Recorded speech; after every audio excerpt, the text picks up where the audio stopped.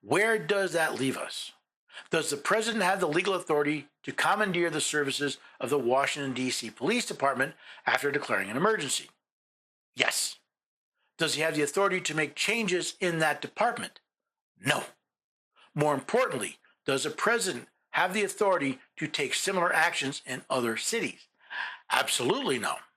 Remember, the Constitution limits the use of the National Guard to executing the laws of the Union, or, as we call them today, federal laws.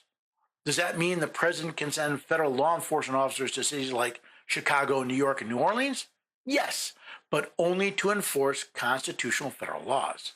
Crimes like mugging, carjacking, and burglary are only a violation of federal law when done on federal land.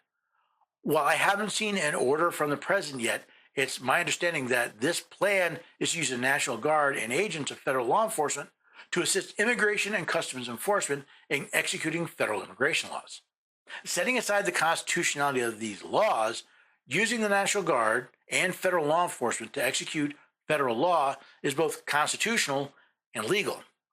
However, President Trump is claiming his plans to send the National Guard and federal law enforcement to these cities is because of their crime statistics.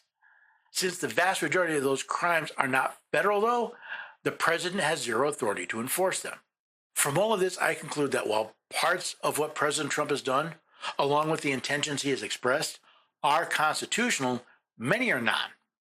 It's rather like biting into a nice ripe apple only to find a worm inside. The rest of the apple may be fine, but where the worm exists, it's rotten. Maybe we should cut out the rotten parts of Trump's executive orders before we move forward.